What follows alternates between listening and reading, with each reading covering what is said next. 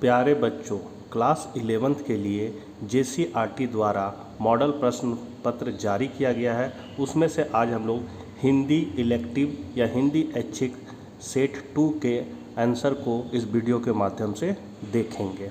Set 1 का भी video बना दिया है, उसका लिंक आपको डिस्क्रिप्शन में मिल जाएगा। अर्थशास्त्र, भूगोल, राजनीतिक विज्ञान, इतिहास सारा का वीडियो बना हुआ है, आपको डिस्क्रिप्शन में सारा मिल जाएगा।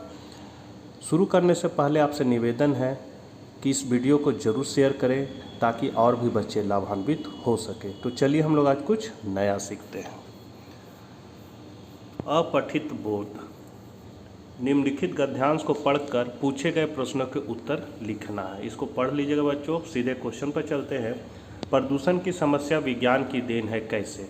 तो विज्ञान के कारण उद्योग धंधे बढ़े हैं, शहर बनने लगे हैं, जिससे पर्यावरण प्रदूषण बढ़ा है। दूसरा है पर्यावरण किसे कहते हैं?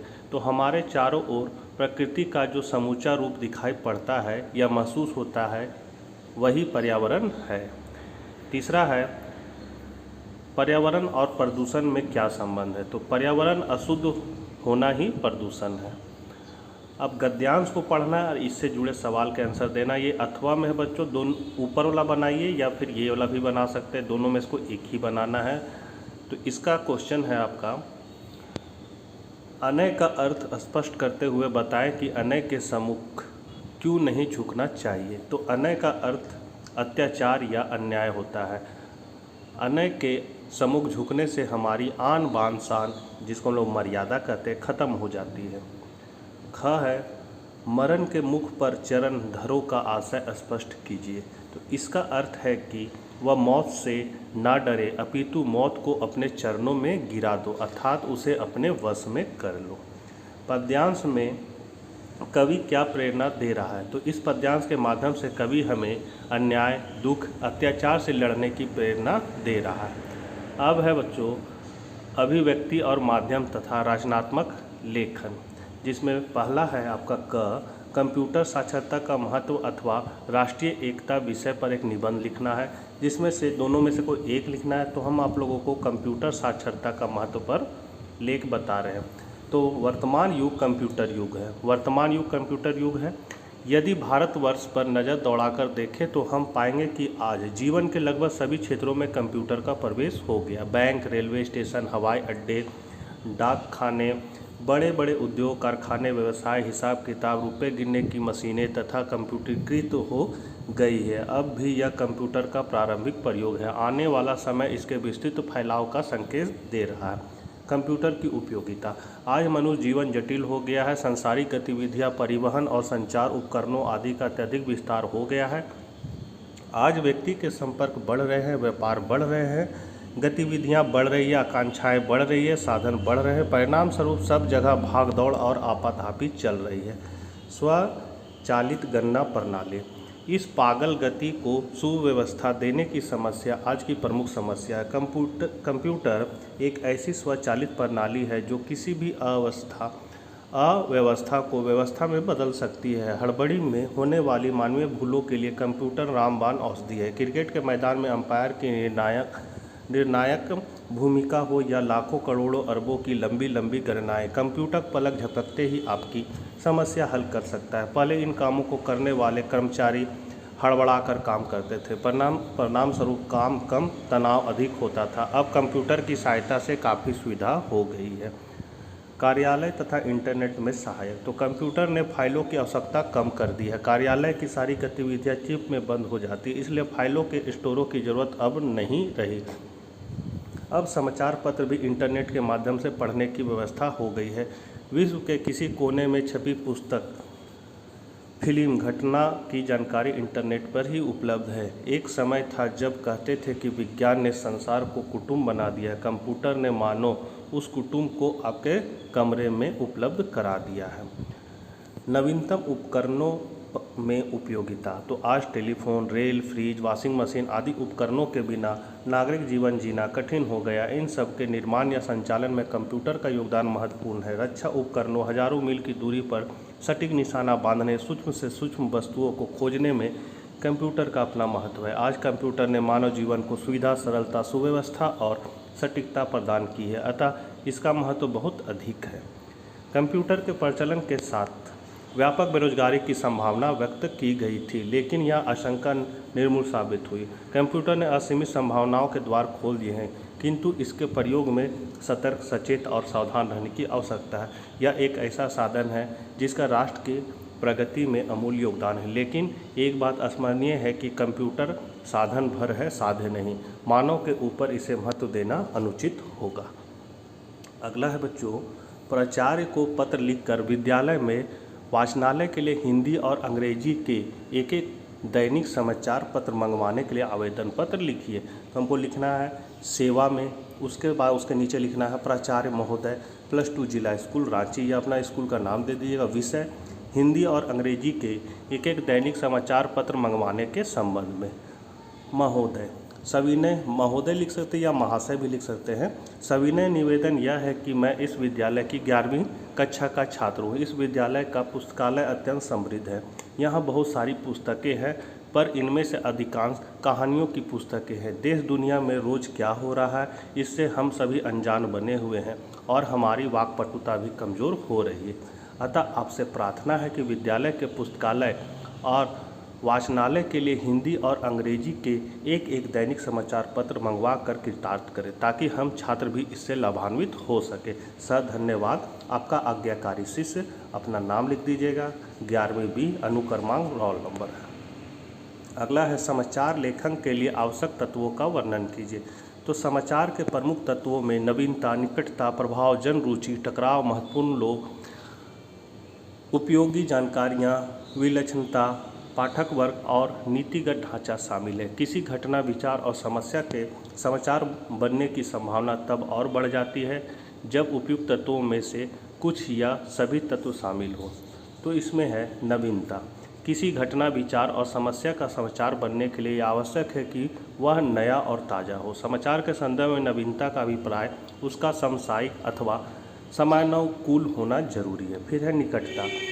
यह सामान्य सी बात है कि सबसे निकट के लोग, वस्तु या घटना से ही मनुष्य का विशेष लगाव होता है अथवा उसमें उनकी रुचि होती है। निकटता के संदर्भ में यह भी उल्लेखनीय है कि समाचार के लिए केवल भौगोलिक निकटता ही महत्व की नहीं है, बल्कि सामाजिक सांस्कृतिक निकटता का भी संबंध भी महत्वपूर्ण होता है। प्रभाव। किसी घटना से जितने ही अधिक लोग प्रभावित होंगे, उससे उसके समाचार बनने की संभावना उतनी ही अधिक होगी। जन रुचि। कोई घटना तभी समाचार बनता है जब पाठकों, दर्शकों या श्रोताओं का एक बहुत बड़ा समूह उसके बारे में जानने में रुचि रखता है। यह जन रुचि समाचार का एक ऐसा तत्व है जिसको लक्ष्य में रखकर ही वह समाचार पर किसी घटना विशेष को समाचार बनाकर अपने समाचार पत्र छापते हैं। फिर है पाठक वर्ग। साधारणतया प्रत्येक समाचार संगठन, दूरदर्शन चैनल या रेडियो आदि के एक खास वर्ग के पाठक, दर्शक और श्रोता होते हैं।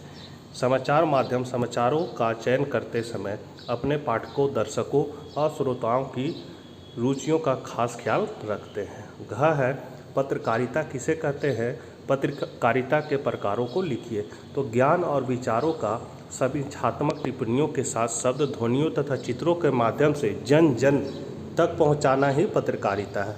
पत्रकारिता के निम्नलिखित प्रकार है। पहला, खोज परख या खोजी पत्रकारिता। फिर है विशेषीकृत पत्रकारिता, वॉचडॉग पत्रकारिता, एडवोकेसी पत्रकारिता और वैकल्पिक पत्रकारिता। तो खोज परख या खोजी पत्रकारिता। खोजी पत्रकारिता द्वारा सार्वजनिक महत्व के मामलों में भ्रष्टाचार, गड़बड़ी, अनियमितताओं और अनैतिकताओं को उजागर करने का प्रयत्न किया जाता है। खोजी पत्रकारिता का ही नया रूप टेलीविज़न में स्ट्रिंग ऑपरेशन के रूप में सामने आया है। दूसरा है विशेषीकृत पत्रकारिता। इसके लिए पत्रकार से किसी व्यापक क्षेत्र में विशेषज्ञता की उपेक्षा की जाती है। पत्रकारिता के विषयानुसार विशेषज्ञता के प्रमुख क्षेत्र है संसदीय पत्रकारिता, न्यायालय पत्रकारिता, आर्थिक पत्रकारिता, विज्ञान और विकास पत्रकारिता, अपराध, फैशन तथा फिल्म पत्रकारिता। फिर है वॉचडॉग पत्रकारिता। तो वॉचडॉग पत्रकारिता का मुख्य काम और जवाबदेही सरकार के कामकाजों और गतिविधियों पर पैनी नज़र रखनी है। जहाँ कहीं भी कोई गड़बड़ी नज़र आए वह उसको उद्घाटित करता है। फिर है एडवोकेसी पत्रकारिता। तो एडवोकेसी या पक्षधर पत्रकारिता का संबंध विशेष कर विचारधारा, मान्यता या मुद्दों से होता है। एडवोकेसी पत्रकारिता के संचालक समाचार संगठन अपने विशेष उद्देश्यों, मुद्दों और विचारधारा को जोर शोर से उठाते हैं, उनके पक्ष में जनमत की दिशा मोड़ने की कोशिश करते हैं। कभी कभी किसी विशिष्ट मुद्दे पर जनमत बनाकर उसके अनुकूल प्रतिक्रिया करने या निर्णय लेने के लिए दबाव बनाते हैं। 5वां है वैकल्पिक पत्रकारिता। तो पत्रकारिता को जो रूप स्थापित व्यवस्था के विकल्प को सामने लाने और उसकी सोच को अभिव्यक्त करने का प्रयत्न करता है, उसे वैकल्पिक पत्रकारिता कहा जाता है। इस तरह की मीडिया को न तो पूंजीपतियों का बरदस्त प्राप्त होता है और न ही सरकार का रक्षा कवच ही उसे मिलता है, वह तो पाठकों के सहयोग पर ही सांस लेती है। अगला है आपका पाठ्य पुस्तक से बच्चों, निम्नलिखित में किसी एक की सप्रसंग व्याख्या कीजिए। तो यहाँ है, तो ये जो आपको पढ़ लीजिएगा इसको बच्चों का है, नभ तारक सा खंडित पुलकित व धूरधारा को चूम रहा। तो इसका है उत्तर। प्रसंग क्या है? प्रस्तुत काव्यांश हमारी पाठ्य पुस्तक अंतरा 1 में महादेवी वर्मा द्वारा रचित सब आँखों के आंसू उजले से लिया गया है। इसमें कवित्री ने सोने और हीरे के माध्यम से जीवन के सत्य को समझाते हुए कहती है कि, क्या कहती है? इसका व्याख्या है, जिस प्रकार आकाश में तारा टूटकर प्रसन्न होता है, उसी प्रकार हीरा भी चाकू के धार को चूम कर प्रसन्न होता है और वह टूटकर ही चमकता है, तथा सोना आग की भट्ठी में जलकर ही केसर के किरणों की भांति झूमता है। अर्थात दोनों अपने अपने ढंग से लोकप्रिय है। लोकप्रिय रहने के लिए ना तो हीरा कभी पिघलता है और ना ही सोना कभी टूटता है। अर्थ सभी अपने अपने ढंग से सपने को सर्च कर रहे हैं। काव्य सौंदर्य क्या है बच्चों? तो भाषा तत्सम प्रधान खड़ी बोली है, कविता में संगीतात्मकता है, लांछनीय तथा चित्रमय और बिंबधर्मिता है। ख है, ख का उत्तर है आपका बच्चों, इसका प्रसंग है, प्रस्तुत काव्यांश हमारी पाठ्य पुस्तक अंतरा 1 में नरेंद्र शर्मा द्वारा रचित नींद उचट जाती है से लिया गया है। इसमें कवि ने जीवन और वास्तविक अंधेरा के बारे में बताते हुए कहते हैं कि, इसकी व्याख्या है, अंधेरा को देखकर हमारी आंखें दुखने लगती है। जब रात को बुरे बुरे सपने आने लगते हैं तो उनके प्राण सूखने लगते हैं। जब रात में कुत्ते और सियार भौंकने लगते हैं तो उस समय पूरा सन्नाटा छा जाता है। मन के डर के सामने सुनहरी भोर नहीं आती है। अर्थात जीवन में केवल अंधेरा है, सुख काल्पनिक है। इसका काव्य सौंदर्य में क्या है बच्चों? तो कविता की भाषा सरल एवं स्पष्ट है, कविता में संगीतात्मकता है, फिर है संस्कृत तद्भव देशज आंचलिक तथा अरबी फारसी शब्दों की प्राधान्यता है, और जब जब में पुनरुक्त अनुप्रास अलंकार है, फिर है भीत भावना में अनुप्राप्त अलंकार है। अनुप्राप्त नहीं होगा, यहाँ अनुप्रास हो जाएगा बच्चों। भीत भावना में अनुप्रास अलंकार है। फिर चौथा नंबर क्वेश्चन है, 2 प्रश्नों में से निम्नलिखित में किन्हीं 2 प्रश्नों को उत्तर देना है। तो क का है आपका आंसर, जाग तुझको दूर जाना कविता महादेवी वर्मा द्वारा स्वाधीनता आंदोलन के समय रची गई थी, जिसमें देशवासी आज़ादी तो चाहते थे परंतु वे अंग्रेज़ों से प्रत्यक्ष लड़ाई करने से डरते थे। अतः महादेवी वर्मा ने अपने गीत के माध्यम से देशवासियों को जागृत करने का प्रयास किया है। साथ ही यह कविता मानव को विपरीत परिस्थितियों में आगे बढ़ने की प्रेरणा दे रही है। इसमें यह कहा गया है कि भले ही तुम्हारे मार्ग में हिमालय आ जाए, भूकंप क्यों ना आ जाए, चारों ओर अंधेरा ही अंधेरा क्यों ना छा जाए, आसमान में बिजली ही क्यों ना कड़कने लगे, लेकिन आपको हिम्मत नहीं हारना है, आपको हमेशा अपने पथ पर आगे बढ़ते रहना है। ख का उत्तर है बच्चों, प्रस्तुत प्रश्न हमारी पाठ्य पुस्तक अंतरा 1 में नागार्जुन द्वारा रचित बादल को घिरते देखा है से लिया गया है। इसमें बादल को देखकर कवि को कालिदास की याद आती है, क्योंकि कालिदास ने अपनी विरह रचना मेघदूत में धन कुबेर यक्ष तथा उनका नगर अलकापुरी का वर्णन किया है, जिसमें यक्ष को 1 वर्ष के तड़ी पार का दंड मिलता है तो यक्ष मेघ के माध्यम से अपनी प्रेमिका तक संदेश पहुंचाते हैं। लेकिन कवि नागार्जुन को कहीं भी वह धन कुबेर व नगर दिखाई नहीं पड़ता है और ऐसा लगता है कि यक्ष ने जिस बादलों के माध्यम से अपनी प्रिया तक संदेश भेजा था वह बादल भी इधर ही पर्वतों में बरस रहा है। इसलिए बादल को देखकर नागार्जुन को कालिदास की याद आती है। ग का आंसर है बच्चों, प्रस्तुत प्रश्न हमारी पाठ्य पुस्तक अंतरा 1 में सुदामा पांडे धूमिल द्वारा रचित घर की वापसी से लिया गया है। इसमें कवि हो जाएगा। इसमें कवि कहते हैं रिश्ते हैं लेकिन खुलते नहीं हैं, अर्थात कवि के घर के लोग खुलकर भी एक दूसरे से बात नहीं कर पाते हैं, जिसका मुख्य कारण है गरीबी। गरीबी के कारण लोग एक दूसरे से दूर रहते हैं, खुलकर बात नहीं कर पाते तथा चाहकर भी एक दूसरे के लिए कुछ कर नहीं पाते हैं। 5वां नंबर क्वेश्चन है, 5वां का आंसर है, प्रस्तुत प्रश्न हमारी पाठ्य पुस्तक अंतरा 1 से संकलित है। इसमें सुधा अरोड़ा ज्योतिबा फुले के बारे में लिखते हुए बताते हैं कि हम जिन 5 समाज सुधारकों का नाम प्रायः सुनते हैं उनमें ज्योतिबा फुले का नाम शुमार नहीं है, क्योंकि इस सूची को बनाने वाले उच्च वर्ग के लोग हैं जो जातिवाद एवं पूंजीवाद को कायम रखना चाहते हैं, परंतु ज्योतिबा फुले ने इन ब्राह्मणवादी एवं पूंजीवादी मानसिकता पर हल्ला बोल दिए हैं, इसलिए इनका नाम समाज सुधारकों की सूची में शामिल नहीं किया गया है। ख का आंसर है बच्चों, प्रस्तुत प्रश्न हमारी पाठ्यपुस्तक अंतरा 1 में ओम प्रकाश वाल्मीकि द्वारा रचित खाना बदोश कहानी से अवतरित है। इसमें लेखक ने वर्तमान समाज की कई समस्याओं को रेखांकित किया है, जो इस प्रकार है। पहला, मजदूरों का शोषण हर क्षेत्र में होता है, आज भी मजदूर यातना और शोषण झेलने के लिए विवश हैं।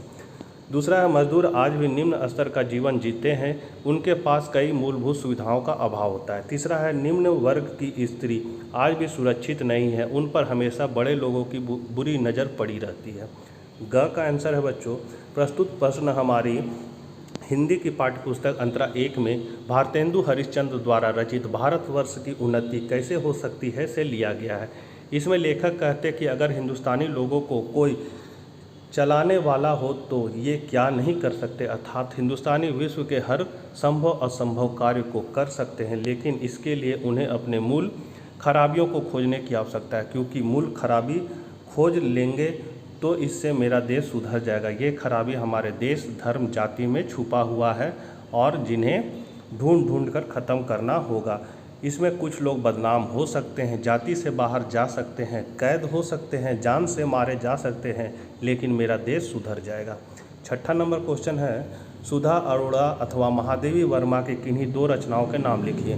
तो सुधा अरोड़ा का है सुध विराम और काला शुक्रवार, और महादेवी वर्मा का है पथ के साथी और अतीत के चलचित्र। 7वां नंबर क्वेश्चन है, प्रचार प्रसार के पुराने तरीकों और वर्तमान तरीकों में क्या फ़र्क आया है, पाठ के आधार पर बताएं। तो मकबूल फ़िदा हुसैन द्वारा रचित हुसैन की कहानी अपनी ज़बानी में हम यह देखते हैं कि पहले प्रचार प्रसार के लिए तांगे पर इफ्तिहार लगाकर ब्रॉस बैंड के साथ पूरे शहर के गली कुच्चों में घुमाया जाता था। साथ ही फिल्मी इफ्तिहार एवं हीरो हीरोइन का फ़ोटो मुफ्त में बांटा जाता था, परंतु आजकल प्रचार प्रसार के लिए विज्ञापन तथा ब्रांड एम्बेसडर के रूप में फिल्मी कलाकारों एवं खिलाड़ियों का सहारा लेती है। इसी का अथवा का क्वेश्चन है, हुसैन की कहानी अपनी ज़बानी पाठ में मकबूल के पिता के व्यक्तित्व की कौन कौन सी बातें उभर कर आई है। तो इसका आंसर है बच्चों, प्रस्तुत प्रश्न हमारी हिंदी की पाठ्यपुस्तक अंतरा 1 में मकबूल फ़िदा हुसैन द्वारा रचित हुसैन की कहानी अपनी ज़बानी से अवतरित है। इसमें मकबूल के पिता की निम्न विशेषताएँ बताई गई है। पहला है, भविष्य के प्रति चिंतित। जब मकबूल के दादाजी की मृत्यु हो गई तो मकबूल के पिता को अपने बेटे की चिंता होने लगी और इसलिए वे लेखक को बड़ौदा के बोर्डिंग स्कूल में भेजने का निर्णय किया।